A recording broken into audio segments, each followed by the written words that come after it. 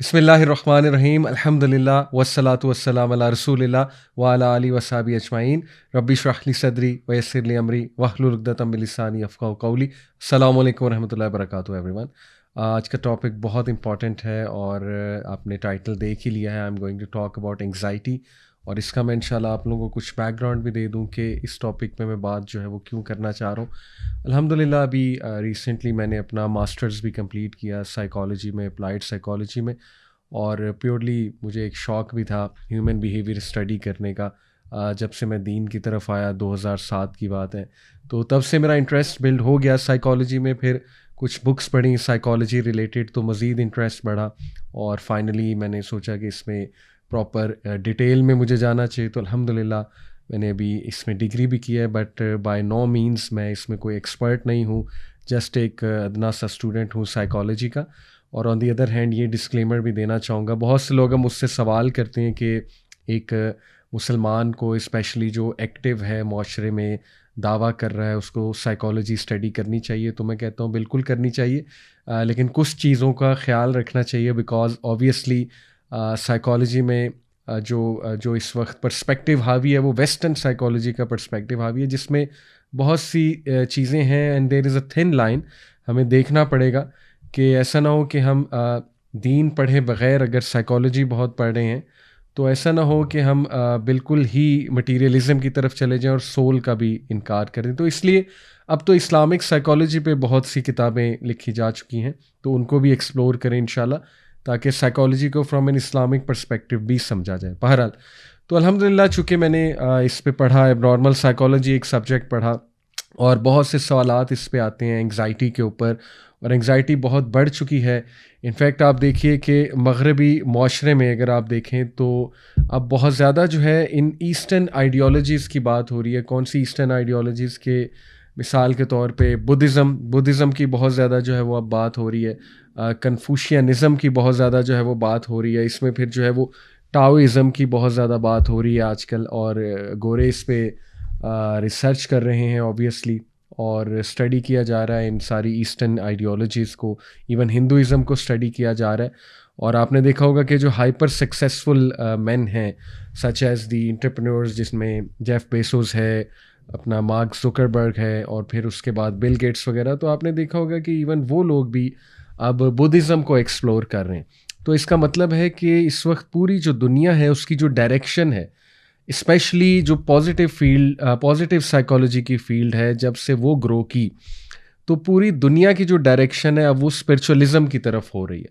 और आहिस्ता आहिस्ता सबको ये समझ आ रहा है कि डिस्पाइट इतनी तरक्की के बावजूद और इतनी एडवांसमेंट के बावजूद फार्मास्यूटिकल इंडस्ट्री में, मेडिसिन वगैरह में, इसके बावजूद भी डिप्रेशन, एंग्जाइटी बढ़ती जा रही है। तो we have to look for some other things as well. इसका हरगिज़ ये मतलब नहीं है कि हम मेडिसिन्स को नेगेट कर रहे हैं, या साइकियाट्री की जो एक फ़ील्ड होती है जिसमें प्रिस्क्राइब की जाती हैं कुछ मेडिसिन्स, उसको हम टोटली नेगेट कर रहे हैं, ऐसा नहीं है। क्योंकि एंग्जाइटी का जो बायोलॉजिकल पर्सपेक्टिव है उसको नेगेट नहीं किया जा सकता, लेकिन हमने थोड़ा और पर्सपेक्टिव भी एक्सप्लोर करना है, और उसमें बहुत बड़ा पर्सपेक्टिव रिलीजन का पर्सपेक्टिव है। तो उस हवाले से इंशाल्लाह आज मैं ज़्यादा बात करूँगा। सो टू बिगिन विद, देखिए इब्न हज़म रहिमहुल्लाह एक बहुत ही फेमस स्कॉलर हैं, अंदलूसिया, जो कि स्पेन का नाम है।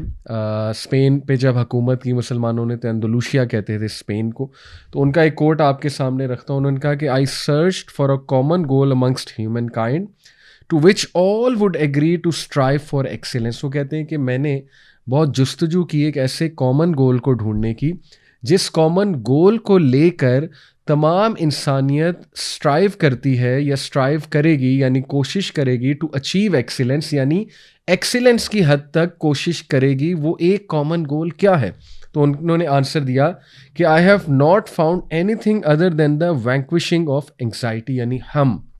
एंग्जाइटी को अरेबिक में कहते हैं हम। तो उन्होंने कहा कि वो जो कॉमन गोल है जिस पर तमाम इंसानियत जुस्तजू करती है और करेगी और करती रहेगी विद एक्सीलेंस, वो है एंग्जाइटी का ख़ात्मा। यानी कि नेचुरली हर बंदा चाहता है कि वो खुश रहे और सक्सेसफुल हो, और जो बेचैनी, तज़ब्ज़ब, खौफ की एक कैफियत है, ज़ाहिर है और इसमें फिर पैनिक अटैक भी आ जाता है। ये सारी जो चीज़ें एंग्जाइटी से एसोसिएटेड हैं, उसको ख़त्म करने की जस्तजू ये सबसे बड़ी हर इंसान की मोटिवेशन है। तो इसलिए जी इंशाल्लाह इस पे आज हम बहुत ज़्यादा डिटेल में कोशिश करेंगे बात करने की। तो सबसे पहले देखिए हम डिफ़ाइन कर लेते हैं कि एंग्जाइटी का असल में जो है वो मीनिंग क्या है। वो अमेरिकन साइकोलॉजिकल एसोसिएशन, जो कि बहुत ही ऑथेंटिक ऑर्गेनाइजेशन और बॉडी मानी जाती है इन टर्म्स ऑफ साइकोलॉजी, तो उसकी डेफिनेशन मेरे सामने। तो उन्होंने डिफ़ाइन किया कि anxiety is a feeling of fear, dread and uneasiness that may occur as a reaction to stress. और इसके अलावा मज़ीद, anxiety is an emotion characterized by feelings of tension, worried thoughts and physical changes like increased blood pressure। इसके अलावा मज़ीद भी देख लेते हैं। Anxiety is a feeling of unease such as worry or fear that can be mild or severe. Everyone has feelings of anxiety at some point in their life. For example, you may feel worried and anxious about sitting in an exam or having a medical test or a job interview। तो अब हम ज़रा इसको गौर से देखते हैं। सबसे पहले फीलिंग ऑफ फियर, साबित हुआ कि एंग्जाइटी में बहुत बड़ा जो एलिमेंट है वो फियर का एलिमेंट है। खौफ किसी एक कैफियत, लेकिन सिर्फ खौफ एंग्जाइटी नहीं होगी, ठीक है। खौफ एक नेचुरल इमोशन है। जैसे बच्चे को कोई जानवर देख के खौफ आ जाता है, ठीक है। लोगों के तरह तरह के खौफ होते हैं, लेकिन वो खौफ जब सर पे सवार हो जाए और वो खौफ एक मुस्तकिल आपकी पर्सनैलिटी का हिस्सा बन जाए किसी चीज़ को लेके, तो जाहिर है कि वो फिर एंग्जाइटी की शक्ल इख्तियार कर जाता है। तो इसमें कीवर्ड है खौफ। उसके बाद है ड्रेड। ड्रेड कहते हैं कि डूम की एक फीलिंग, यानी कि मैं तबाह हो रहा हूँ और इंसान को टोटली ऐसी फीलिंग आए कि ना बस सब कुछ ख़त्म हो रहा है। और फिर इसमें अनईजीनेस है। अनईजीनेस को हम कहेंगे बेचैनी किसी एक कैफियत है कि दिल घबराने लग जाए, ठीक है ना। कई लोग कहते हैं कि जैसे ही शाम ढलती है तो हमारा दिल घबराने लग जाता है और हमें ना अजीब से थॉट्स आने लग जाते हैं। कुछ लोग को रात सोते हुए दिल बहुत घबराता है और हार्ट बीट तेज़ हो जाती है अचानक से, ठीक है ना। करवट लेते हैं तो हार्ट बीट तेज़ हो जाती है, वगैरह वगैरह। तो ये जो अनईजीनेस की फीलिंग है, कुछ लोगों को सोशल एंग्जाइटी डिसऑर्डर होता है, राइट। तो सोशल एंग्जाइटी डिसऑर्डर यानी कि लोगों में जाके, एक महफिल में जाके, ठीक है ना। कुछ लोग को पब्लिक स्पीकिंग से बहुत एंग्जाइटी होती है, ठीक है। एग्ज़ाम देते हुए एंग्जाइटी होती है। तो ये जो फीलिंग ऑफ अनईजीनेस है, और इसकी वजह स्ट्रेस होती है। एंग्जाइटी की रूट कॉज स्ट्रेस है। और फिर एक और डेफिनेशन है कि anxiety is an emotion characterize by feelings of tension. Anxiety जो है ये एक इमोशन का नाम है जिसमें टेंशन की फीलिंग है, वरिड थॉट्स हैं, बहुत ही परेशान कुन थॉट्स और बहुत ही परेशान कुन ख्यालात आपको आते हैं और आप परेशानी की हालत में होते हैं और आपको समझ नहीं आ रही होती कि अब क्या होगा। आपको ब्रेन फॉग हो जाता है, एकदम से जहन काम करना बंद हो जाता है, हवाइयाँ नहीं उड़ जाती, जैसे उर्दू में कहते हैं कि हवाइयाँ उड़ गई, और आपको डर सा लग रहा होता है कि इधर से कोई ना आ जाए, ठीक है ना, आके मुझे कुछ कह ना दे। या ये कि आप गाड़ी में बैठे हुए हैं तो एकदम आपको डर लग रहा है गाड़ी मेरी कहीं ना लग जाए, गाड़ी कोई मार ना दे आके, ठीक है ना। तो ये फीलिंग्स ऑफ ड्रेड भी हैं, फीलिंग्स ऑफ टेंशन है, वरिड थॉट्स हैं। और इसके साथ जुड़ा हुआ है physical changes like increase blood pressure. ये बहुत इंपॉर्टेंट है, और स्पेशली ओल्ड एज में, चूँकि मैंने आपको कहा कि आज के दौर में एंग्जाइटी बहुत बढ़ चुकी है। उसकी बहुत बड़ी वजह इस सोशल मीडिया एडिक्शन है, मोबाइल फ़ोन एडिक्शन है। उसकी बहुत बड़ी वजह ये जो रैपिड सोशल चेंज आई है, रोल्स एंड रिस्पॉन्सिबिलिटीज़ अचानक से चेंज हुए हैं। हर बंदे को 3-3 जॉब्स करनी पड़ रही हैं, ज़ाहिर है अपनी फाइनेंशियल स्टेटस को मेंटेन करने के लिए।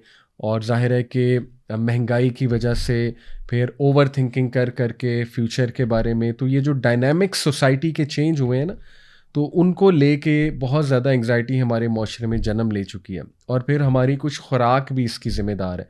अभी मैं इंशाल्लाह इसकी डिटेल में आपसे बात और भी मज़ीद करूँगा।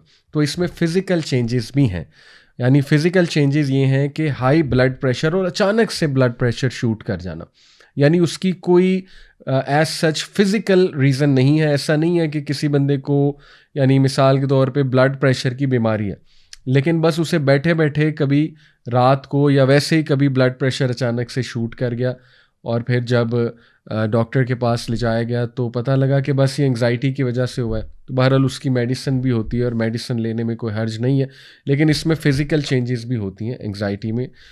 फिर इस डेफिनेशन की तरफ आते हैं कि anxiety is a feeling of unease, बेचैनी की एक कैफियत, सच एज़ वरी और फियर, परेशान है बंदा और बहुत ज़्यादा खौफज़दा है, और ये माइल्ड और सीवियर हो सकती है, राइट।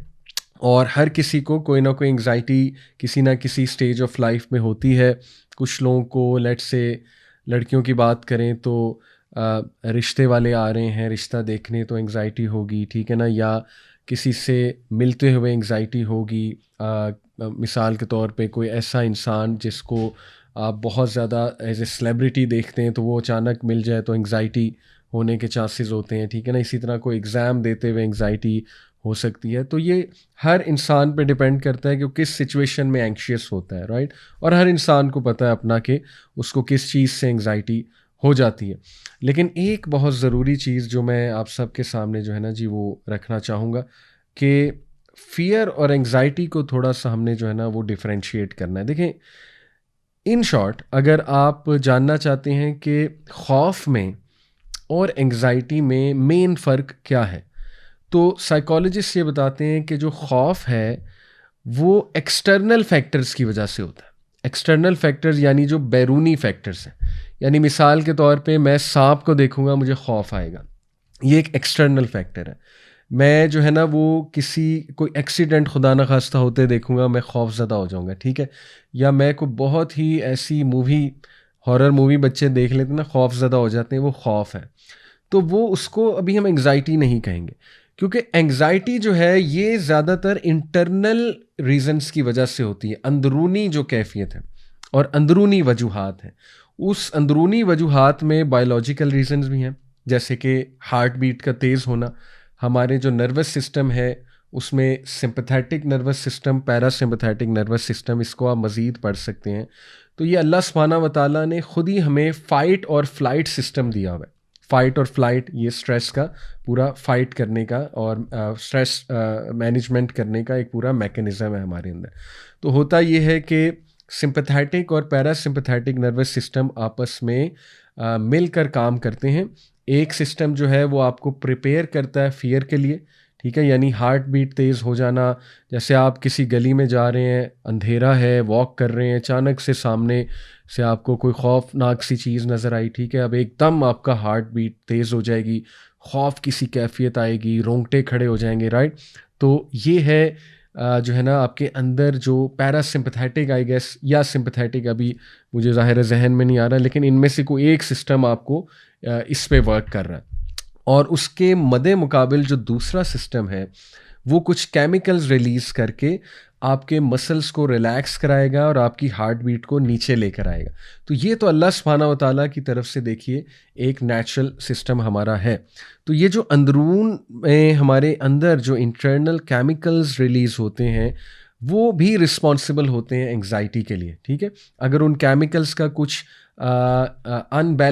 इम्बैलेंस हो जाए, फॉर एग्ज़ाम्पल जो कोर्टिसोल केमिकल है जो कि डेंजर का केमिकल है, इमरजेंसी सिचुएशन का केमिकल है, जिन लोगों में कोर्टिसोल बहुत मिकदार में रिलीज़ होता है उनको एंग्जाइटी ज़्यादा होती है। फॉर एग्ज़ाम्पल रिसर्चेस हैं इस पे, बहुत ज़्यादा अमेरिका की रिसर्चेस हैं कि ऐसे बच्चे जिनको बचपन में बहुत ज़्यादा डांट डपट की गई है और स्पेशली जिन पे शाउट किया गया, चीखो पुकार की गई है माँ बाप की तरफ से, उनको एंग्जाइटी बड़े होकर ज़्यादा होती है। क्यों? क्योंकि ज़ाहिर है कि बच्चा जब आप उसको समझाने के बजाय उस पे चीखो पुकार करोगे, शाउट करोगे बहुत ज़्यादा, तो उस बच्चे में इतनी कैपेबिलिटी नहीं है कि वो उसको इंटरप्रेट कर ले और इमोशनल इंटेलिजेंस का मुजाहरा करे, बल्कि सिंपली उसके ब्रेन से कोर्टिसोल रिलीज़ होगा जो कि डेंजर और इमरजेंसी केमिकल है। और ये केमिकल जितना ज़्यादा रिलीज़ होता है तो ये आईक्यू सप्रेसर भी है। ये केमिकल ये हमारे आईक्यू को सप्रेस करता है। इसीलिए इस रिसर्च के मुताबिक वो बच्चे जिनके घरों में बहुत लड़ाई होती है, ये मैं सेम रिसर्च आपको कोट कर रहा हूँ, माँ बाप के दरमियान बहुत लड़ाई है या बहुत ही बुरा माहौल है घर का, गालम गलोच हो रही है, ठीक है ना, या आपस में भाई भाई लड़ रहे हैं, बहुत सीरियस लड़ाइयाँ हो रही हैं, तो उन घरों के जो बच्चे हैं उनका आईक्यू भी लो होता है कंपेयर टू अदर चिल्ड्रन, और जाहिर है कि वो बच्चे सही से पढ़ भी नहीं पाते, और फ्यूचर में जाके फिर उन्हें एंग्जाइटी भी बहुत ज़्यादा होती है। तो ये सारी आप समझ रहे हैं, मैं डिफरेंस बताना चाह रहा हूँ कि एंग्जाइटी बिल्ड कैसे होती है। ये इंटरनल रीजंस की वजह से होती है। अच्छा, कभी कभी इसकी कोई भी रीज़न नहीं होती है, यानी बायोलॉजिकल रीज़न कुछ भी नहीं है, लेकिन इंटरनली एक खौफ है।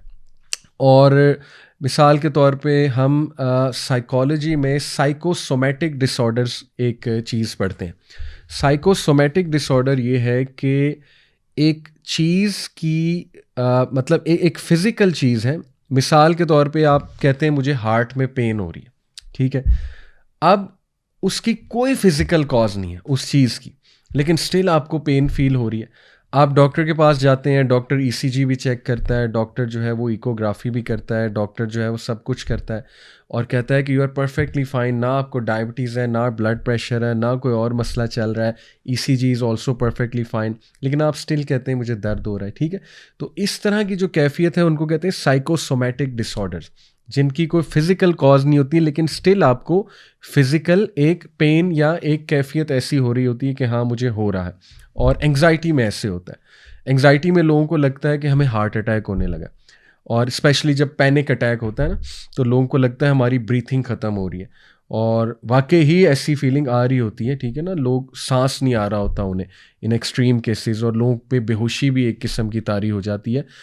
लेकिन बाद में जब चेकअप कराया जाता है तो पता लगता है कोई फिज़िकल कॉज इसकी नहीं है, यानी there is nothing going on inside the body जिसने कॉज किया हो। तो ये इस लेवल पे एंग्जाइटी अटैक करती है कि with in the body obviously हमारा दिमाग जो है वो हमें इस एक्सेप्टेंस में ले आता है कि वाकई ही मुझे हार्ट बीट हो रही है और वाकई ही मेरी बॉडी में कुछ चल रहा है, राइट। तो ये इस लेवल पे भी ख़तरनाक हद तक अटैक कर देती है। तो इन शॉर्ट मैंने आपको जो वजह बताई, सॉरी जो डिफरेंस बताया, वो ये है कि फ़ियर जो है ये एक्सटर्नल रीजंस की वजह से है मेनली, और एंग्जाइटी जो है ये इंटरनल होती है। और इसमें एक और जो है वो बहुत डिफरेंस है कि फ़ियर जो है ना ये शॉर्ट लिविंग है, और एंग्जाइटी जो है ना ये किसी फ्यूचर ओरिएंटेड रीज़न की वजह से हो सकती है, और ये एक लॉन्ग एक्टिंग रिस्पॉन्स है। और इसका मेन मकसद जो होता है कि उस फ़ियर को जल्द अज जल्द डिफ्यूज़ किया जाए। जो फ़ियर या खौफ आपको लगा हुआ है, तो एंग्जाइटी में बंदा क्या चाहता है कि जल्दी से मेरा फ़ियर निकल जाए, और उस जल्दी में उसे मज़ीद एंग्जाइटी हो रही होती है, ठीक है। तो ये फिर एम्पलीफाई होती है, ये एंग्जाइटी, ये परेशानी, ये बेचैनी एम्पलीफाई होती रहती है। तो इसलिए हमें इसको बड़ा टेक्निकली इंशाल्लाह देखना होगा, और इसके सॉल्यूशंस भी इंशाल्लाह हमें टेक्निकली जो है वो देखने होंगे। तो आगे चलते हैं। कुछ हम साइंस की जो है ना जी वो बात कर लेते हैं। अच्छा, इससे पहले एंग्जाइटी की मज़ीद कुछ आपको कॉजेज़ बताता हूँ जो जनरली नॉर्मल लोगों को एंग्जाइटी होती है। एक तो सीवियर एंग्जाइटी है ना, जिसका मैंने जिक्र किया कि लोगों को लगता है कि हमारे दिल में दर्द है, या लोगों को सांस नहीं आ रहा होता, वो तो पैनिक अटैक्स हैं। हम अभी नॉर्मल जो एंग्जाइटी होती रहती है, हर बंदे को होती होगी, मुझे भी होती है, ठीक है, उसकी थोड़ी बात कर लेते हैं। और इसकी कुछ कॉजेज़ हैं, स्ट्रेस, दबाव लेना किसी चीज़ का बहुत ज़्यादा, और ज़ाहिर है बंदा किसी इनकम्प्लीट टास्क का दबाव लेता है, ओवर थिंकिंग करके किसी चीज़ का दबाव ले लेता है, या कोई पूरा दिन स्ट्रेसफुल है उसका, सुबह से लेकर रात तक उसका दबाव लिया हुआ है, तो हो सकता है कि वो एंग्जाइटी में तब्दील हो जाए वो दबाव, और इंसान का दिल घबराने लगे, और ज़ाहिर है कि इंसान का कुछ करने का दिल ना करे। इसी तरह खौफ जुड़ा हुआ है एंग्जाइटी के साथ, इसी तरह अनसर्टेनिटी जुड़ी हुई है। अनसर्टेनिटी से मुराद है कि पता ही नहीं कि बनेगा क्या, ठीक है ना, यानी मुस्तकबिल का खौफ, और अनसर्टेनिटी कि पता नहीं मेरी जॉब लगेगी नहीं लगेगी, पता नहीं मेरे हालात बेहतर होंगे कि नहीं होंगे, पता नहीं मेरा रिश्ता होगा कि नहीं होगा। तो इसी को लेकर बैठे रहना, और वो भी एंग्जाइटी फिर इख्तियार कर जाती है ये चीज़। फिर कोई इनकम्प्लीट टास्क है उसकी एंग्जाइटी हो सकती है, और ये चूँकि ये एक इंटरनल चीज़ होती है ना, तो आपको पता भी नहीं लगता कि किस तरह से अटैक कर देगी, क्योंकि हमारा जो unconscious part of the brain है, जो लाशऊर है, वो बहुत ही सीक्रेटिव मैनर में एक्ट करता है, राइट। तो इसीलिए कहते हैं ना कि पॉजिटिव सोच और पॉजिटिव ख्यालात की बहुत फोकियत है। जैसे कि देखिए, मैं आपको इब्न अल क़य्यिम का बहुत ही खूबसूरत जो है वो कोट आपके सामने रखता हूँ। इब्न अल क़य्यिम जो है, पहले तो बताता चलूँ कि माशाल्लाह he is a big scholar, और इनकी किताब है ज़ाद अल माआद, और बहुत उस लेवल के स्कॉलर हैं कि उस दौर में, यानी 13वीं 14वीं सदी के गालिबन ये स्कॉलर हैं, उस दौर में इन्होंने सुभान अल्लाह जो है वो एंग्जाइटी के ऊपर बात की है। तो Zad al Maad volume 2 page 325, I am quoting Imam al Qayyim, वो कहते हैं the past can never be change or corrected with sadness. माजी जो है उसको कभी भी आप हुज़न से, गम से चेंज या क्योर नहीं कर सकते, बल्कि उसका फ़ायदा ही नहीं है कि माजी पर ही गम करते रहना। बल्कि, और ये इंतहाई प्रैक्टिकल टिप है, इनफैक्ट मैं कहता हूँ कि अगर आप सिर्फ इस एक कोट को ले लें तो आप यहीं पे लेक्चर ख़त्म कर सकते हैं कि बस मेरा काम हो गया, लेकिन हम इंशाल्लाह मज़ीद डेप्थ में जाएंगे। वो कहते हैं कि बट रादर विद कंटेंटमेंट, रिदा जिसे कहते हैं, कंटेंटमेंट यानी गिना, यानी कि राज़ी होना, ठीक है, रज़ा से निकला है। ग्रैटिट्यूड यानी हम्द, अल्लाह ताला की हम्द बयान करना, शुक्रगुजारी करना। पेशेंस यानी कि सब्र। A firm belief in destiny, ईमान बिल कद्र। और the verbal recognition that everything occurs by the decree of God. Verbally ये जुमला अदा करना जो हमारे नबी ने हमें सिखाया है कि हर चीज़ अल्लाह की मर्ज़ी से होती है, और वो जुमला क्या है? क़द्दर अल्लाहु व मा शाअ फ़अल। अब मैं आपको दोबारा सुनाता हूँ। इमाम इब्न क़य्यिम ने कहा कि माजी को कभी भी आप हुज़न से, गम से क्योर नहीं कर सकते, और रोने का फ़ायदा ही नहीं माजी के ऊपर। माजी जो है वो इन 4 चीज़ों से करेक्ट होता है। नंबर 1, कंटेंटमेंट, रिदा, कि मैं कंटेंट हूँ, जो हुआ अल्हम्दुलिल्लाह।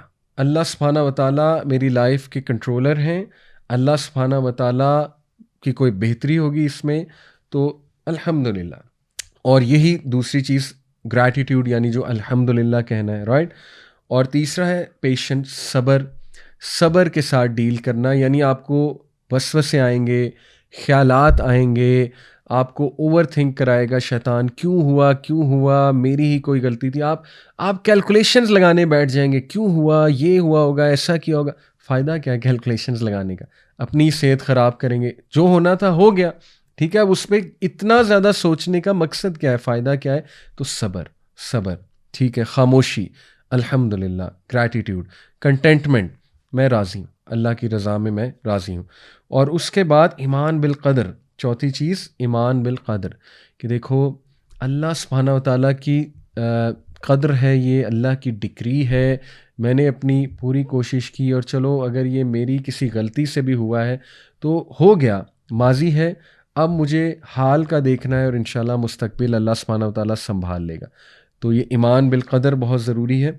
और उसके बाद पाँचवीं चीज़, सॉरी मैंने 4 कहा था, 5 चीज़ें, पाँचवीं चीज़ है कि वर्बली ये जुमला अदा करना कि क़द्दर अल्लाहु व मा शाअ फ़अल। ये अल्लाह के नबी सल्लल्लाहु अलैहि वसल्लम ने हमें हदीस में सिखाया कि कभी भी ये ना कहो कि अगर ऐसा हो जाता तो ऐसा हो जाता, या अगर ऐसा हो जाता तो ये हो जाता, क्योंकि जो लफ्ज़ से अगर है वो शैतान की तरफ से, और शैतान को लूप होल मिलता है कि अगर वाला जो है ना लफ्ज़ पकड़ के फिर आपको ओवर थिंक करवाए।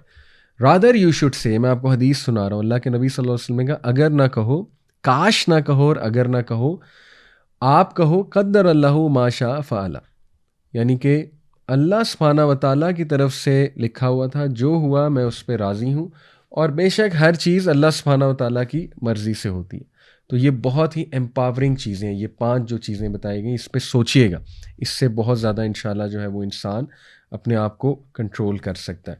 बहरहाल कुछ साइंस की हम बात करते हैं, एंग्जाइटी के कुछ सिम्टम्स और साइंस। सबसे पहले एक फ़र्क मैं बार बार बता रहा हूँ कि नॉर्मली एंग्शियस होना, परेशान और बेचैन होना इज़ नॉट एंग्जाइटी, वो नॉर्मल है, और वो हर इंसान को किसी ना किसी मौके पे होती है। लेकिन अगर ये डेली की एक कैफियत बन चुकी है, और विदाउट एनी कॉज आपको एंग्जाइटी हो रही है, या छोटी सी कोई बुरी खबर आपको मिली, उस पे आपको इस लेवल की एंग्जाइटी हो रही है कि आपका दिल कर रहा है कि ज़मीन में मैं एक गड्ढा खोदूं और अपना मुंह दे दूं, या दफन हो जाऊं, लोग इस तरह के जुमले अदा करते हैं ना, या आपका दिल कर रहा है कि बस मैं ख़त्म हो जाऊं, फ़ना हो जाऊं, तो फिर ये प्रॉब्लमेटिक है, ठीक है, या बहुत ज़्यादा दिल घबराना और बहुत ज़्यादा खौफ में आ जाना और हार्ट बीट तेज़ हो जाना, हाँ फिर ये एंग्जाइटी की तरफ जा रही है बात। ओके, तो हम अब उसकी बात करें कि इसके साइंस क्या है। Number 1, feeling that something terrible is about to happen. ये ख्याल आना कि कुछ बहुत बहुत बहुत बुरा होने वाला है, हालांकि होने नहीं वाला, और आपको भी पता है कि सिचुएशन इतनी बुरी नहीं है, लेकिन आप ये सोची बैठो कि मुझे लगता है कि ना अब बहुत ही कोई बड़ी मुसीबत आने वाली है। हालांकि ये जुमला इटसेल्फ नेगेटिव है। कुछ भी नहीं होता सिवाय जब तक अल्लाह की मर्ज़ी ना हो, ये तो हमारा अकीदा है। लेकिन अनफॉर्चुनेटली, और ये भी एक काबिल गौर बात है कि अगर आप हॉरोस्कोप्स के बिलीवर हैं, ये जो सितारों का इल्म है कि मैं कैप्रिकॉर्न हूँ, मैं वर्गो हूँ, मैं स्कॉर्पियन हूँ, किसी दौर में मैं भी था, ज़ाहिर है जब दीन की तरफ हम नहीं थे, तो वो तो बता रहे होते हैं आपका ये वाला दिन अच्छा है, ये वाला दिन बुरा है, इस दिन आप घर से बाहर ना निकलना, या जो है ना इस दिन आपके साथ ये ना हो जाए तो इसलिए इस चीज़ का ख्याल रखना। तो एक बंदा जो पहले ही एंग्जाइटी पेशेंट है, वो जब इस तरह की चीज़ें पढ़ लेगा तो उसको सोचें किस लेवल की मज़ीद एंग्जाइटी होने के चांसेस हैं। तो इसलिए ज़ईफ़ुल एतकादी भी एंग्जाइटी की तरफ ले जाती है। यानी आप खुद देखें ना कि एक बंदा ये सोचे कि सितारे मेरी लाइफ को गवर्न कर रहे हैं, हालांकि ये सूडो साइंस है, ना इसका साइंस से ताल्लुक़ है, ना ही इसका कुरान और हदीस के साथ ताल्लुक़ है।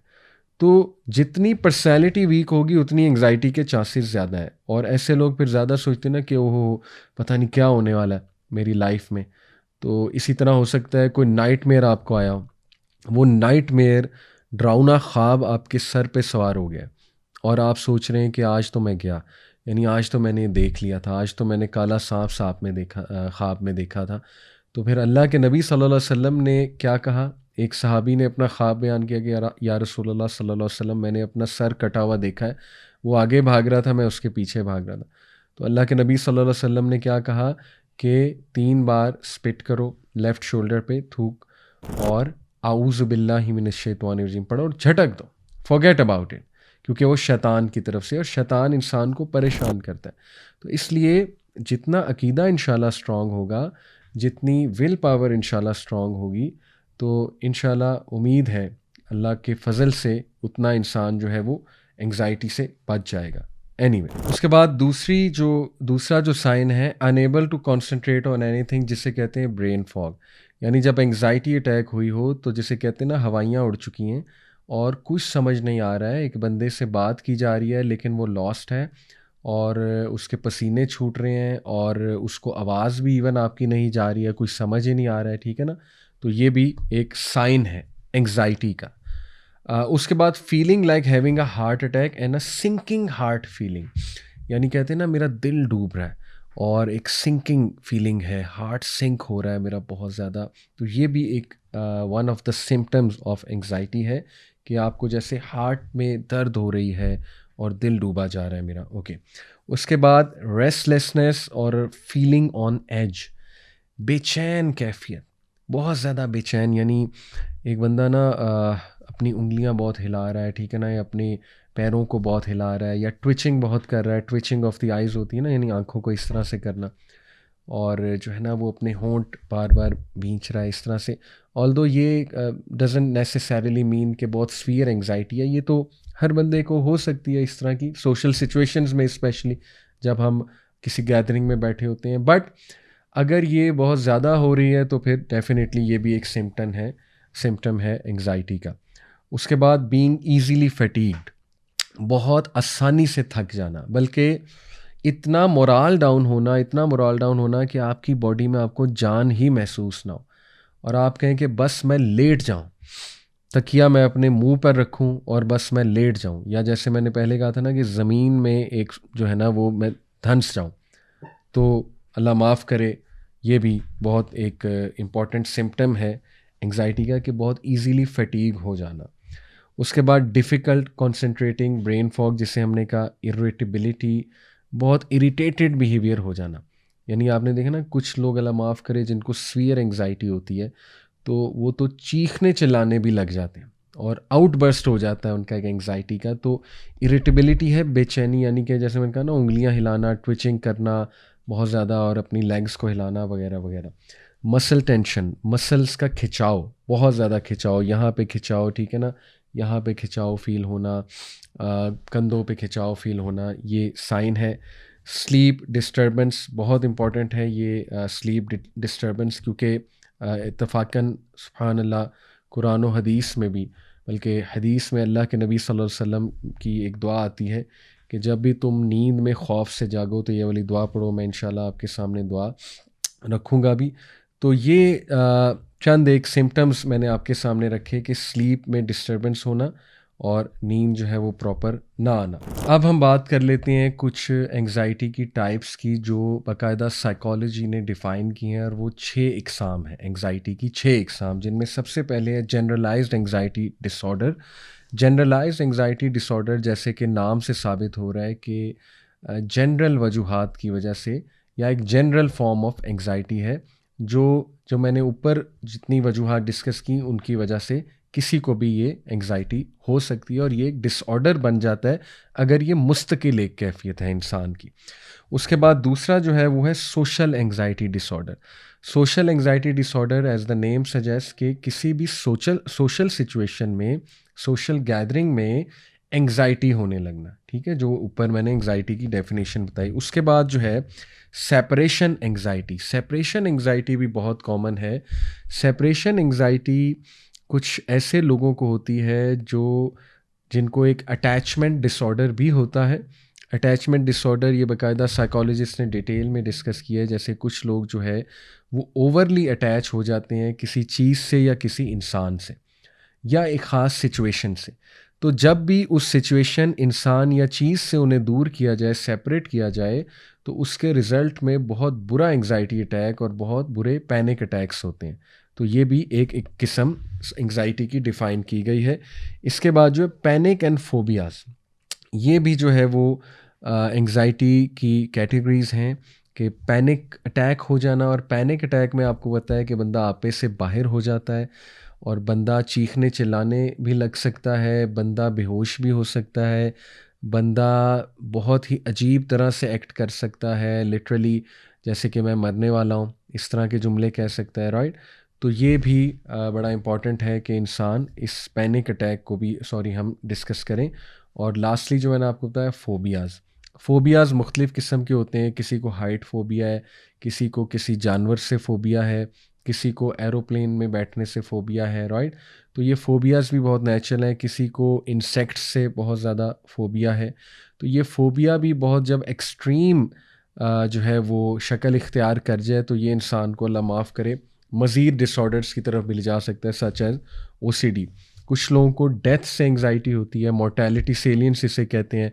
कोविड-19 में ये एंग्जाइटी बहुत देखी गई, वेस्टर्न कंट्रीज़ में स्पेशली।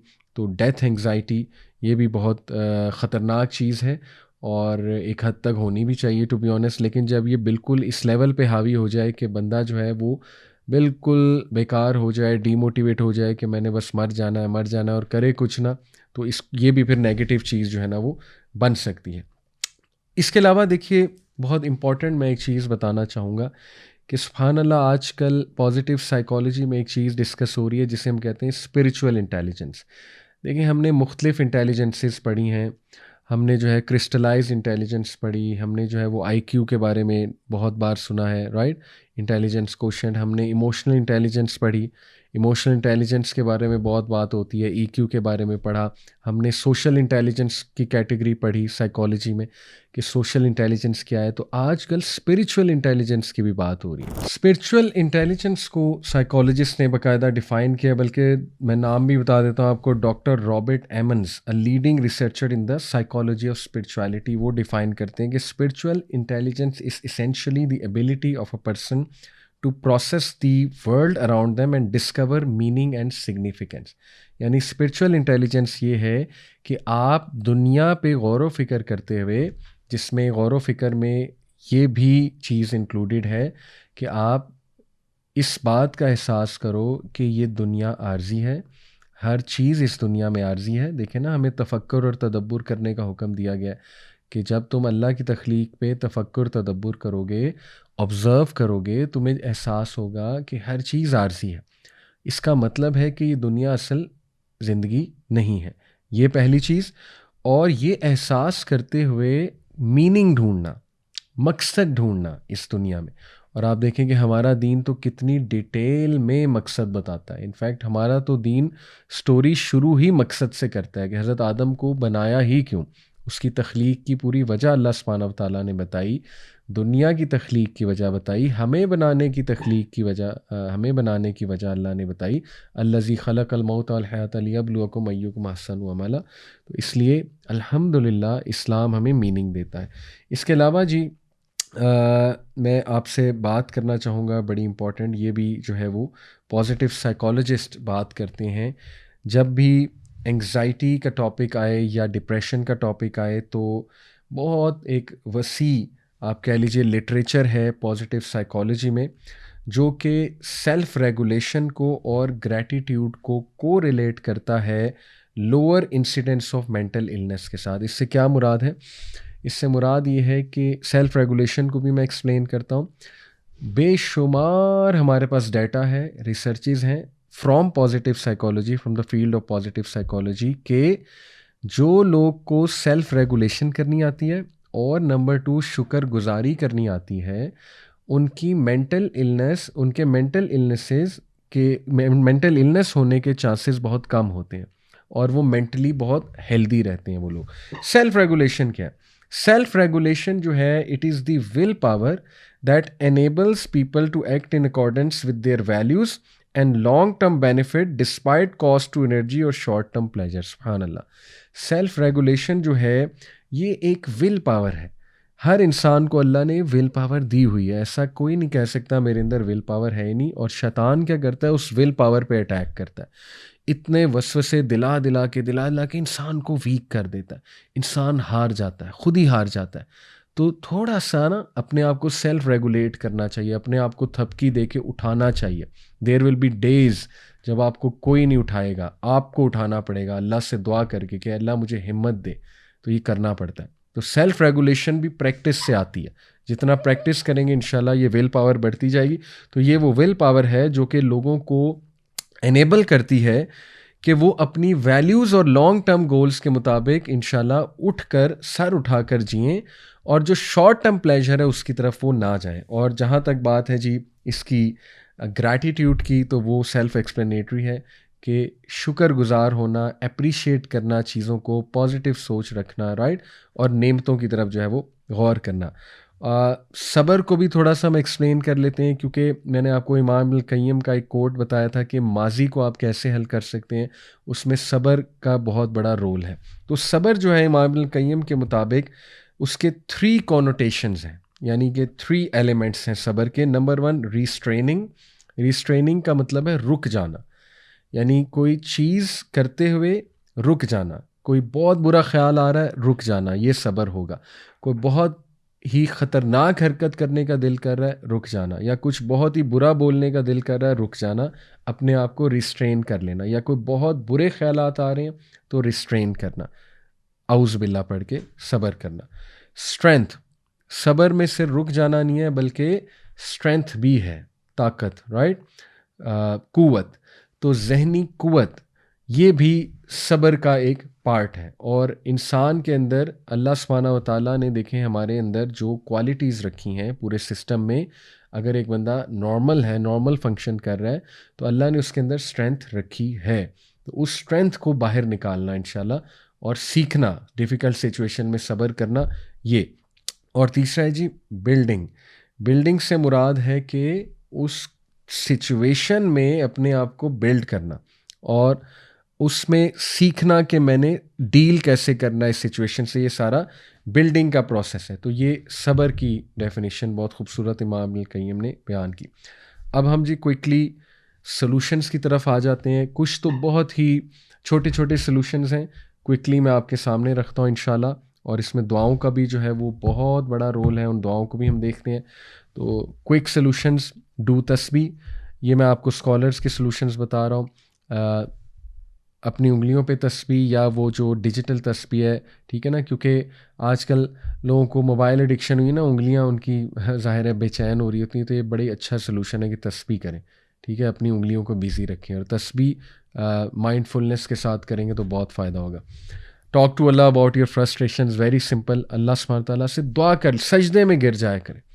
जो परेशानी है फ़ौरन सजदे में गिर जाया करें, बस रो दें अल्लाह के आगे और बात कर लें अल्लाह से क्या। और छोटी छोटी बातें किया करें। हम अपनी छोटी छोटी फ्रस्ट्रेशंस लोगों को बता रहे होते हैं, ठीक है बता सकते हैं अपने सिंसियर दोस्तों को, लेकिन अल्लाह को बताएं।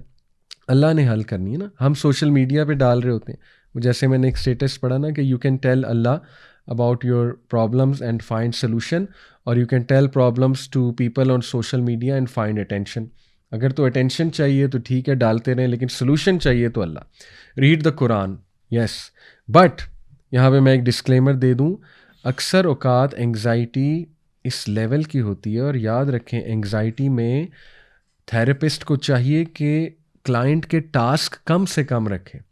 होता यह है कि अगर कोई बहुत ही स्वीयर, यहाँ मैं कह रहा हूँ severe anxiety patient, normal anxiety नहीं, कोई स्वीयर एंग्जाइटी पेशेंट किसी के पास आया है, किसी सपोज कर ले रिलीजियस बंदे के पास, और वो आगे से उन्हें कहे कि आपने दिन में 1,00,000 बार अल्लाह का ये नाम पढ़ना है, तो आपने उसे मज़ीद एंग्जाइटी में डाल दिया। ये सोचने वाली बात है, आपने उन्हें एक बहुत ही हेक्टिक टास्क दे दिया है, और वो तो पहले ही टास्क को लेके उन्हें एंग्जाइटी होती है।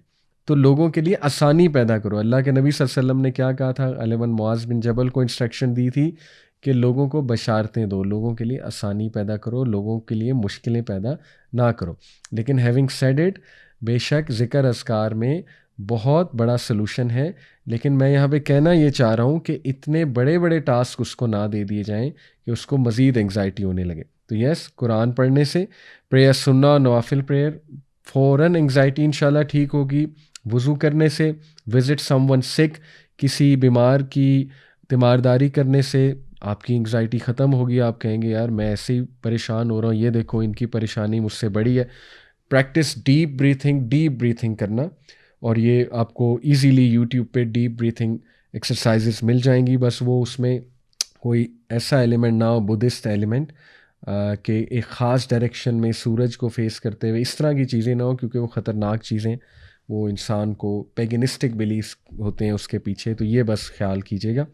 Do something nice for somebody, ये एक बहुत बड़ा सलूशन है। किसी के लिए कुछ अच्छा करें, आपको इंस्टेंट रिलीफ इंशाल्लाह एंग्जाइटी से मिलेगा।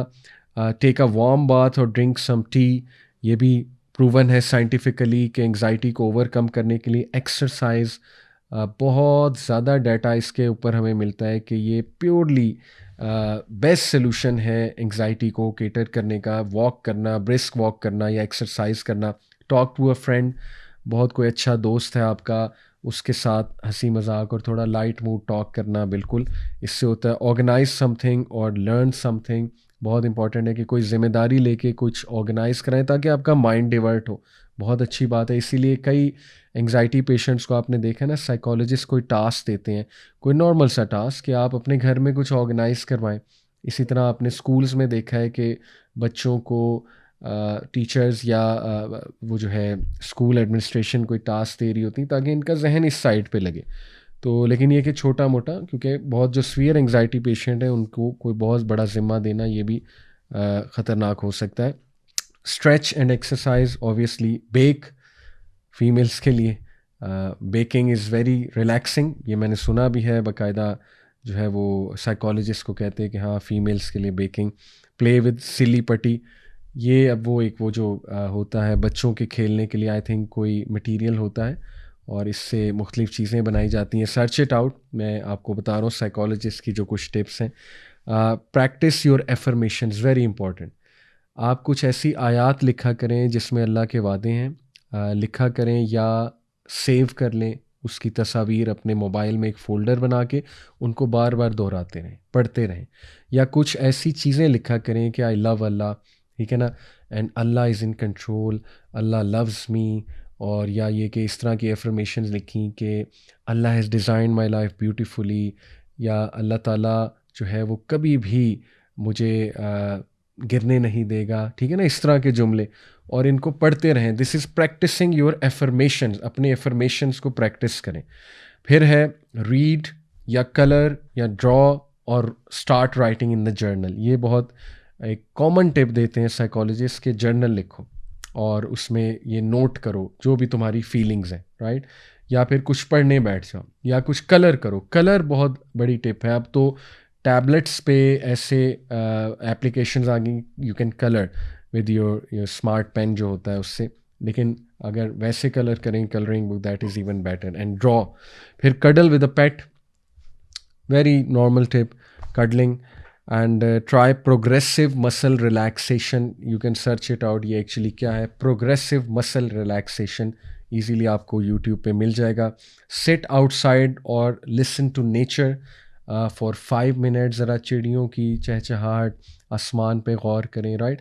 थोड़ा सा डीप ब्रीथिंग करते हुए थोड़ा गौर व फिक्र करें, नेचर के साथ कनेक्ट हों। और क्या ही बात है अगर जिक्र करें नेचर में बैठ के। टेक अ 15 मिनट नैप, थोड़ा सा नैप ले लें, 15 मिनट का शॉर्ट नैप। और make a list of your blessings. तो ये तो है बहुत क्विक टिप्स, मैंने आपको तकरीबन 20 टिप्स जो हैं वो दी हैं। अब ज़रा प्रॉपर टेक्निकल साइकोलॉजिकल टेक्निक्स की तरफ आते हैं। उसमें सबसे पहले कॉग्निटिव रिलीफ स्ट्रैटेजीज़ हैं। कॉग्निटिव रिलीफ स्ट्रैटेजीज़ में कॉग्निटिव रीस्ट्रक्चरिंग है सबसे पहले, या रीफ्रेमिंग। कॉग्निटिव रीस्ट्रक्चरिंग ये है कि आप नेगेटिव ख्यालात और नेगेटिव बातों को सामने रखें और उनके पॉजिटिव जवाब खुद देने लग जाएं।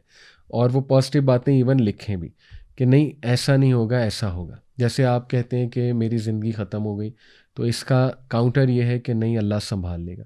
ठीक है, आप कहें कि फ्यूचर में कोई बहुत कुछ बुरा होने वाला है, तो इसका काउंटर ये है कि नहीं, मैं दुआ करता हूँ या करती हूँ कि अल्लाह ताला मेरा जो मुस्तकबिल है वो अच्छा हो जाए। फिर इसी तरह आप सपोज़ कहते हैं जी कि मेरी जॉब नहीं लगेगी, तो इसका पॉजिटिव है कि नहीं, अल्लाह ताला मेरी ज़रूर मदद करेगा, अल्लाह राज़िक है। तो ये कॉग्निटिव रीस्ट्रक्चरिंग हो रही है आपकी, समझ रहे हैं। तो इससे इंशाल्लाह स्ट्रेस जो है वो कम होगा और एंग्जाइटी कम होगी। इसके बाद एक्सपोजर थेरेपी, जिसको सिस्टमैटिक डिसेंसिटाइजेशन भी कहते हैं, कि आप उस सिचुएशन को फेस कर लें जो आपको डरा रही है।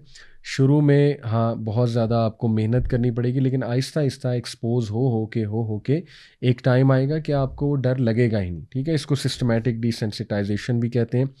जर्नलिंग एंड थॉट रिकॉर्ड्स, अपने थॉट्स को रिकॉर्ड करना, जर्नल करना, ये कॉग्निटिव रिलीफ स्ट्रैटेजीज में आता है। Guided discovery. गाइडेड डिस्कवरी क्या है? गाइडेड डिस्कवरी है कि बाकायदा उस चीज़ में मीनिंग फाइंड करना और ये डिस्कवर करना और अपने आप को खुद गाइड करना कि ये चीज़ इमोशनल इंटेलिजेंस के साथ अगर मैं सोचूं तो इसकी वजह ये है, यानी वजह ढूंढने की कोशिश करना और अपने आप को गाइड करना। और इसीलिए देखें ना, जैसे हदीस है, अल्लाह के नबी सल्लल्लाहु अलैहि वसल्लम ने फरमाया कि मोमिन को कांटा भी नहीं चुभता, लेकिन उसके बदले उसके कुछ गुनाह माफ़ होते हैं। तो रेस्ट एश्योर्ड, आप किसी भी तकलीफ़ से गुजर रहे हैं तो इंशाल्लाह अल्लाह ताला आपके गुनाह माफ़ कर, और ये विन विन सिचुएशन है आपके लिए। तो उससे क्या होगा, सब्र की मज़ीद मोटिवेशन आएगी। फिर रिलैक्सेशन, स्ट्रेस रिडक्शन टेक्निक्स हैं जिनमें डीप ब्रीथिंग है, मसल रिलैक्सेशन और इमेजरी है। इमेजरी एक पावरफुल टेक्निक है, कॉग्निटिव रिलीफ स्ट्रेटजी। उसमें ये होता है कि you imagine something beautiful, and what more beautiful than Jannah? While sleeping, you can imagine Jannah, right? While sleeping, you can imagine something beautiful as long as it's halal. ये बहुत important है।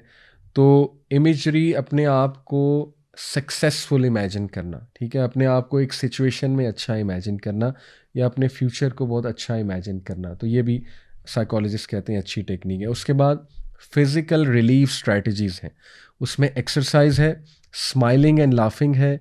हमारे नबी सल्लल्लाहु अलैहि वसल्लम बहुत स्माइल करते थे और सबसे ज़्यादा स्माइलिंग चेहरा था उनका। और स्माइल प्रैक्टिस कर कर के आपको पता है कि पॉजिटिव इमोशंस इंसान के ज़ाहिर है वो बनते हैं और पॉजिटिव इमोशन से रिलेटेड जो केमिकल्स हैं वो रिलीज़ होते हैं, तो इसलिए इसके फ़ायदे हैं।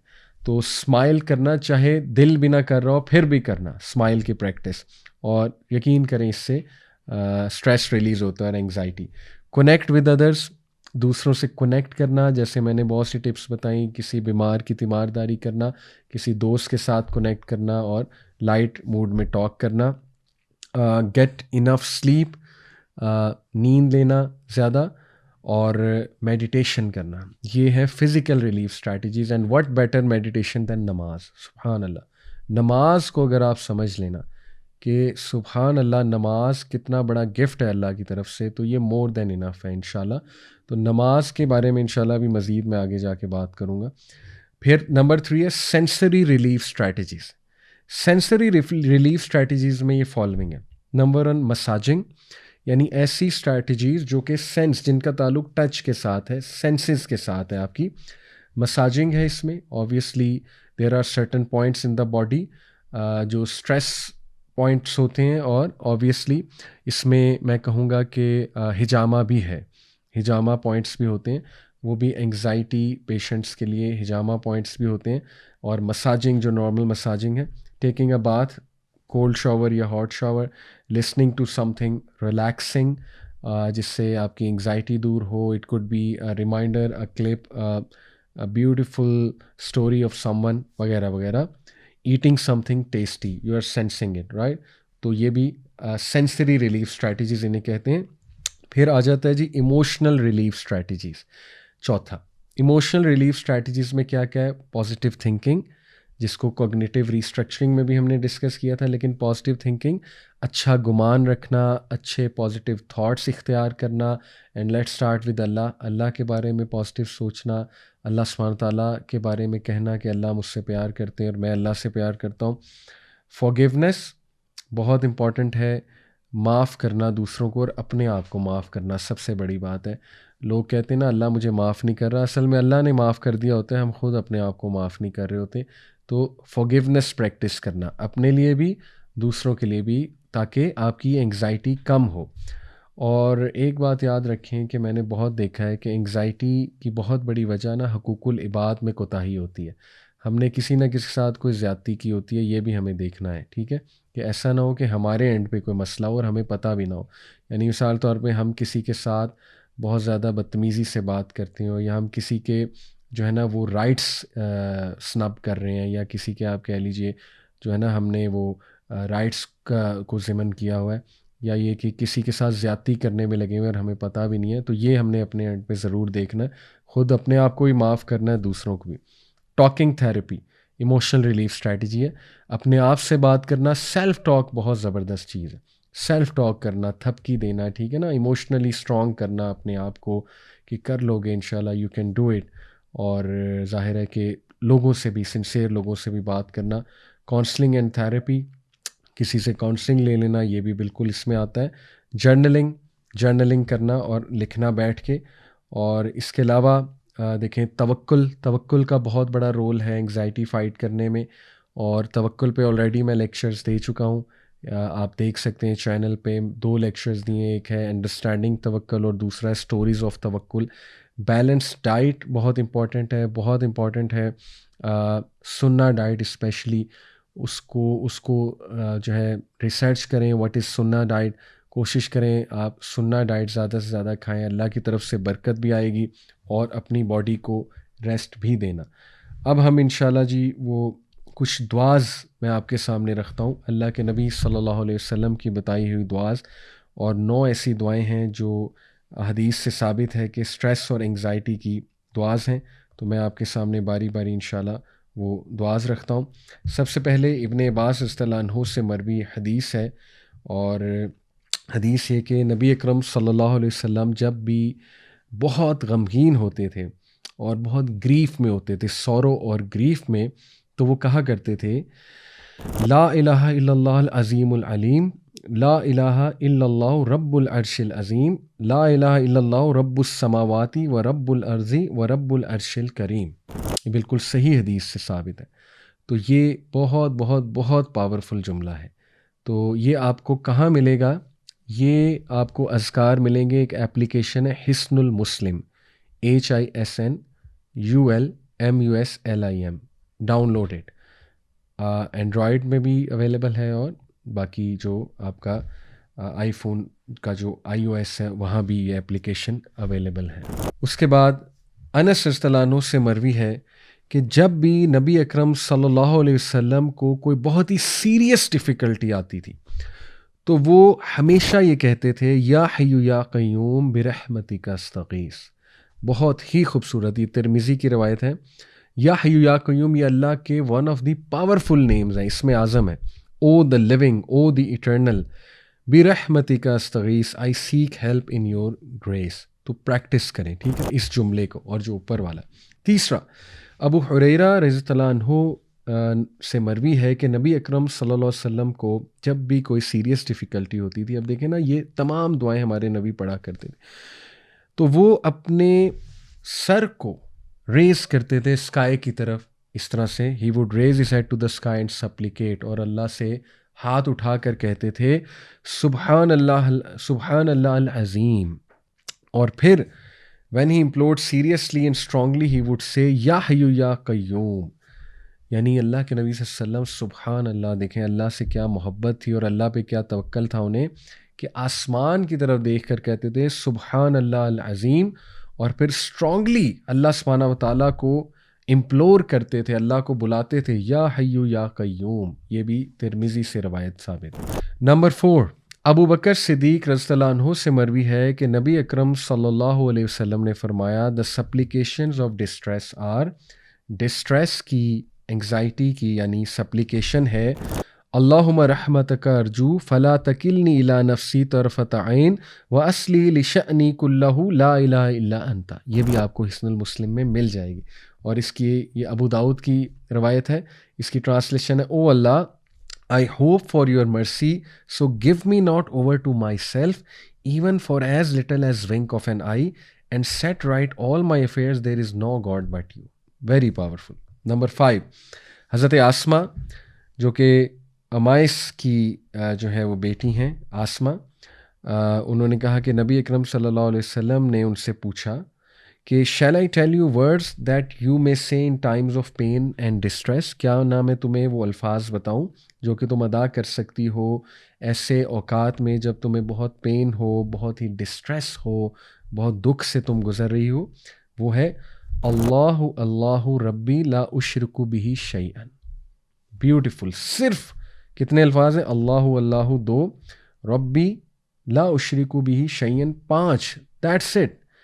ये इतने पावरफुल ये सेंटेंस है, इतना पावरफुल ये जिक्र है, और इसका मतलब है Allah Allah my Lord I associate none with you, और ये सुनन अबू दाऊद की हदीस है। ये भी आपको इस एप्लीकेशन में मिल जाएगी। साद बिन नबी वकास से मरवी है, नबी अकरम सल्लल्लाहु अलैहि वसल्लम ने फरमाया, और जी, the supplication made by the companion of the fish ज़ुन्नून, जो मछली वाला जो बंदा है, यानी कि हज़रत यूनुस अलैहिस्सलाम की जो दुआ है ला इलाहा इल्ला अंता सुब्हानका इन्नी कुन्तु मिनज़ ज़ालिमीन, जो भी मुसलमान ये दुआ पढ़ेगा तो उसकी दुआ कबूल की जाएगी। ये दुआ ये करके जो भी दुआ करेगा उसकी दुआ कबूल की जाएगी। और एक और हदीस में आता है कि जो कोई भी मेरे भाई यूनुस अलैहिस्सलाम की दुआ ये पढ़ेगा ला इलाहा इल्ला अंता सुब्हानका इन्नी कुन्तु मिनज़ ज़ालिमीन, अल्लाह ताला उसके डिस्ट्रेस को रिमूव कर देगा। अल्लाह ताला उसकी परेशानी और उसके दुखों को इंशाल्लाह रिमूव कर देगा। नंबर 7, इब्ने मसूद सल्लल्लाहु अलैहि से मरवी है कि अल्लाह के नबी सल्लल्लाहु अलैहि वसल्लम ने फरमाया, if any servant of Allah afflicted with distress और grief makes this supplication his supplication will be accepted. और ये जो सप्लिकेशन है इसको मैं आपके सामने थोड़ा सा डिटेल में एक्सप्लेन करूँगा, क्योंकि इस सप्लिकेशन पे बाकायदा एक रिसर्च पेपर लिखा गया है। वो रिसर्च पेपर यकीन इंस्टीट्यूट का है, मैं कोट भी कर देता हूँ। तो उस रिसर्च पेपर का नाम है Islamic spirituality and mental wellbeing. उसमें जो माशाल्लाह रिसर्च करने वाले हैं, जो राइटर हैं, उन्होंने साइको स्पिरिचुअल एनालिसिस किया है इस दुआ का for anxiety and depressive symptoms. सुभान अल्लाह, ह्यूज वर्क, और बहुत बहुत बहुत ज़बरदस्त एनालिसिस किया। तो मैं आपके सामने रखता हूँ। सबसे पहले ये दुआ क्या है? ये दुआ है अल्लाहुम्मा इन्नी अब्दुक इब्नु अब्दिक इब्नु अमतिक नासियती बियदिक मादिन फिया हुक्मुक अदलुन फिया कज़ाउक अस्अलुका बिकुल्लि इस्मिन हुवा लका सम्मैता बिही नफ्सक औ अनज़लतहु फ़ी किताबिक औ अल्लमतहु अहदन मिन खल्क़िक अव इस्तअसरत बिही फ़ी इल्मिल ग़ैबि इंदका अन तजअलल क़ुरआन रबीअ क़ल्बी व नूर सदरी व जलाअ हुज़्नी व ज़हाबा हम्मी। अब मैं आपको इसकी ट्रांसलेशन सुनाता हूँ। सबसे पहले ये हदीस, whoever is afflicted with grief or anxiety and depression then he should pray with these words। और अल्लाह के नबी सल्लल्लाहु अलैहि वसल्लम ने फरमाया कि जो भी इस दुआ को पढ़ेगा अल्लाह उसकी डिप्रेशन एंग्जाइटी दूर कर देगा। तो इसकी ट्रांसलेशन क्या है? O Allah, certainly I am your slave, Allahumma अल्लाहुम्मा इन्नी अब्दुक, अल्लाह बेशक मैं तेरा बंदा हूँ, इब्नु अब्दिक, और बेशक मैं तेरे बंदे का बंदा हूँ, यानी तेरा जो मेल स्लेव है, यानी मेरा जो बाप है मैं उसका बेटा हूँ, और इब्नु अमतिक, और मैं बेटा हूँ तेरी फीमेल स्लेव का, यानी जो मेरी माँ है। नासियती बियदिक, my forehead is in your hand, मेरा जो फोर लॉक है अल्लाह ताला ये तेरे हवाले है, और तमाम इंसानियत का जो फोर लॉक है अल्लाह तेरे हवाले है। माजिन फिया हुक्मुक, your judgment upon me is assured, अदलुन फिया कज़ाउक, and your decree concerning me is just, जो भी आपने मेरे लिए फैसला किया वो बिल्कुल जस्ट है, बिल्कुल इंसाफ पर मबनी है। असअलू का बिकुल इस्मिन हुआ लका सम्मैत बिही नफ्सक, O Allah I ask you by every name that you have named yourself with, मैं आपको आपके हर नाम का वास्ता देता हूँ, सुभान अल्लाह, हर वो नाम जो खुद आपने अपने लिए जो है वो बनाया है। कितनी जामे बात है, कितनी जामे बात है। और फरमाया औ अनज़लतहु फी किताबिक, हर वो नाम जो आपने अपनी किताब में नाजिल किया है, और औ अल्लमतहु अहदन मिन खल्किक, हर वो नाम जो कि आपने अपनी मखलूक को सिखाया है, किसी भी मखलूक को सिखाया है। अविस्तअसरत बिही फी इल्मिल गैब, और हर वो नाम जो आपने हिडन रखा हुआ है, गैब में रखा हुआ है, या जिसका सिर्फ आपको नॉलेज है। सुभान अल्लाह, अमेजिंग। यानी फिर कोई भी नाम ना बचा, हर नाम का वास्ता दिया जा रहा है, सुभान अल्लाह। और फिर फरमाया अल्लाह के नबी सल्लल्लाहु अलैहि वसल्लम ने कि ये दुआ करो, इंदका अन तज अलल कुरान रबी क़ल्बी, कि मैं दुआ करता हूँ अल्लाह ताला आपको इन सारे नामों का वास्ता दे के, क्या कि ए अल्लाह कुरान को मेरे दिल की बहार बना दे। रबी, रबी कहते हैं स्प्रिंग को, राइट।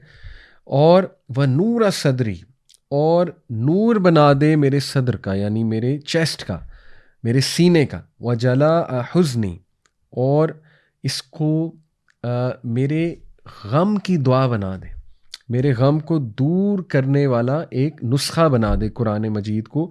व ज़हाब हम्मी, और जो हम है जिसको कहते हैं ना एक्सट्रीम एंग्जाइटी और डिस्ट्रेस, उसको दूर करने की इसको मेरे लिए मेडिसिन बना दे। अल्लाह अकबर, अमेजिंग, एब्सोल्युटली अमेजिंग।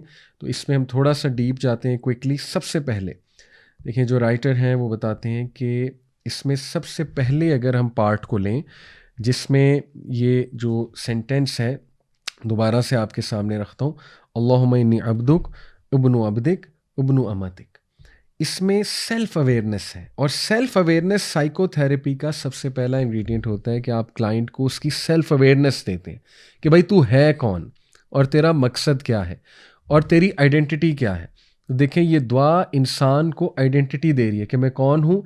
अल्लाह मैं तेरे अल्लाह मैं तेरा बंदा हूँ, नंबर 1 मैं तेरा हूँ, ये आपको आइडेंटिटी मिल गई कि मैं तेरा बंदा हूँ, और ये बहुत बड़ी आइडेंटिटी है। और मैं तेरे बंदे का बेटा हूँ, और मैं तेरी बंदी का बेटा हूँ। अल्लाह अकबर। सो ये जो overall sense of self awareness है, वो भी इतनी स्ट्रॉन्ग सेंस ऑफ अवेयरनेस है, ये आपको एक बहुत क्लियर एक आप कह लें अंडरस्टैंडिंग दे रही है of your fundamental role in the world, कि भाई आपका रोल है क्या। आपका रोल है कि आप अल्लाह के बंदे और बंदी हैं, तो अल्लाह की मर्ज़ी से अपनी ज़िंदगी को गुजारना है। ये आपको एक डायरेक्शन मिल गई, और जब इंसान को डायरेक्शन मिल जाती है, सुभान अल्लाह, तो इंसान की काफ़ी एंग्जाइटी जो है वो कम हो जाती है। और फिर इसको बहुत डिटेल में हम डिस्कस कर सकते हैं, लेकिन चूँकि टाइम भी शॉर्ट है, इन शॉर्ट ये कि इससे साबित हुआ कि बंदगी में इंसान का फ्रीडम है, और इससे भी साबित हुआ कि नमाज अल्लाह की बंदगी है, और नमाज में फिर कितना सुकून अल्लाह सुब्हानहू तआला ने इसीलिए रखा है। इसलिए अल्लाह के नबी सल्लल्लाहु अलैहि वसल्लम कहते थे कि नमाज मेरी आंखों की ठंडक है, क्योंकि वो अल्लाह की बंदगी है ऑब्वियसली।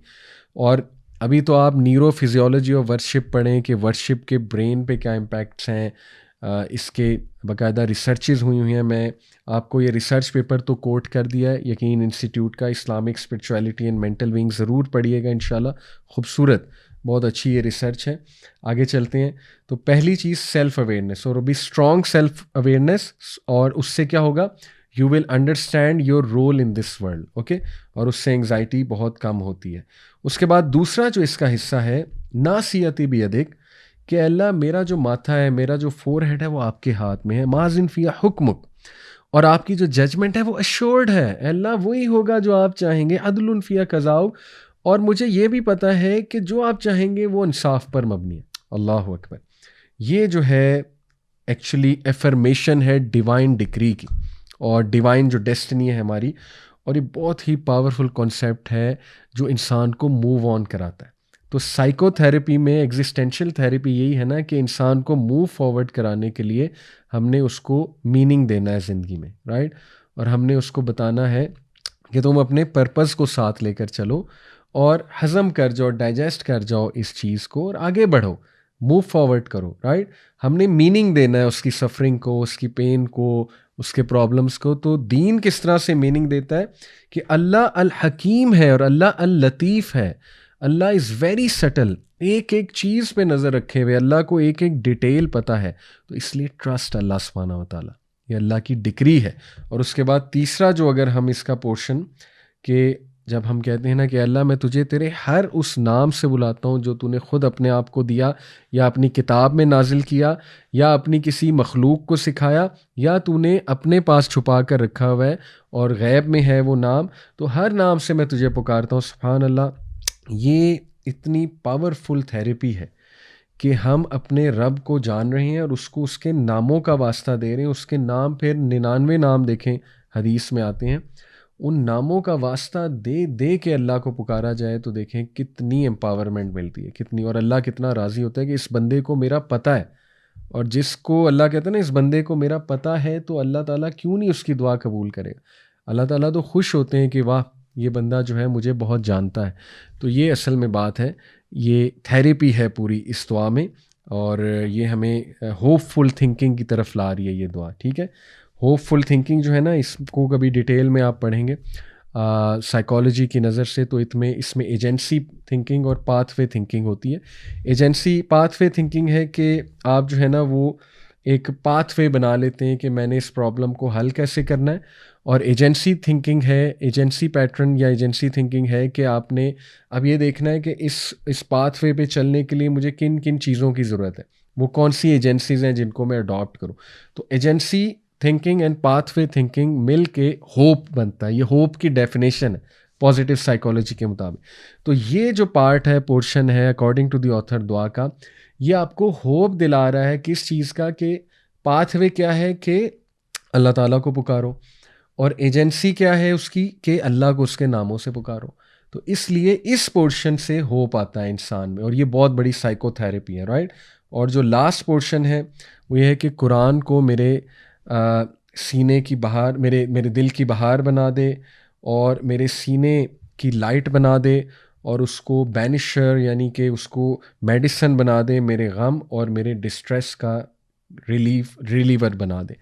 तो ये सुभान अल्लाह हमें अगेन एजेंसी पाथवे की तरफ ले जाया जा, एजेंसी थिंकिंग की तरफ ले जाया जा रहा है कि तुमने अब तरीका क्या इख्तियार करना है कि कुरान मजीद जो कि इंसानों को अंधेरों से रोशनी की तरफ लेकर आने वाला पूरा एक कलाम है, तुमने उससे रहनुमाई हासिल करनी है और अल्लाह से दुआ कर रहे हो कि अल्लाह इसको मेरी इस एंग्जाइटी, डिप्रेशन और ये जो मेरी कैफियत है इसको एक क्योर बना दे मेरे लिए। तो सुभान अल्लाह, ये 4 चीज़ें इसकी पूरी साइको एनालिसिस इस दुआ की हुई है, मैंने आपको रेफ़र किया, ज़रूर इसको आप भी देखिएगा इंशाल्लाह।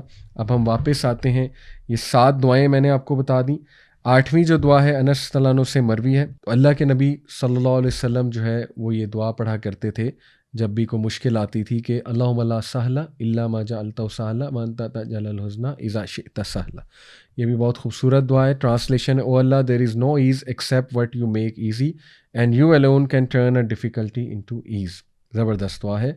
और इसी तरह 9वीं जो मैं आपके सामने दुआ रखने लगा हूँ, अल्लाह के नबी सल्लल्लाहु अलैहि वसल्लम जब बहुत ज़्यादा डिफ़िकल्टी में होते थे तो अल्लाह के नबी सल्लल्लाहु अलैहि वसल्लम जो है वो ये वाली दुआ पढ़ा करते थे, और वो दुआ है अल्लाहुम्मा इन्नी औज़ु बिका मिनल हम्मी वल हज़नी वल अज्ज़ी वल कसली वल बुखली वल जुबनी व ज़लाइद दैनी व गलबतिर रिजाल। इसकी ट्रांसलेशन है, O Allah I seek refuge in you from grief and sadness, from weakness and from laziness. सुभान अल्लाह, यानी anxiety leads to weakness and laziness, from miserliness and from cowardice, and from being overcome by डेप्ट and being overpowered by man.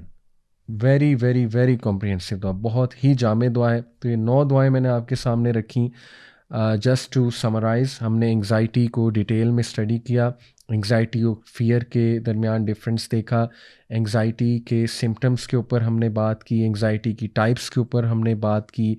हमने इस बात को भी acknowledge किया कि अगर किसी को बहुत ही सीवियर एंग्जाइटी होती है तो मेडिसिन लेने में कोई हर्ज नहीं है, क्योंकि एंग्जाइटी के कुछ बायोलॉजिकल कॉजेज़ भी हैं, तो कुछ मेडिसिन एंग्जाइटी को क्योर करती हैं। बट इसका स्पिरिचुअल एस्पेक्ट कभी इग्नोर नहीं करना चाहिए। इवन मैंने कहा वेस्ट भी अब स्पिरिचुअल एस्पेक्ट की तरफ आ रहा है, और मैंने आपके सामने स्पिरिचुअल एस्पेक्ट बहुत डिटेल में रखा। हमने फिर एंग्जाइटी का सलूशन साइकोलॉजिकल टेक्निक्स के मुताबिक देखा, cognitive relief strategies, emotional relief strategies, sensory relief strategies वगैरह वगैरह।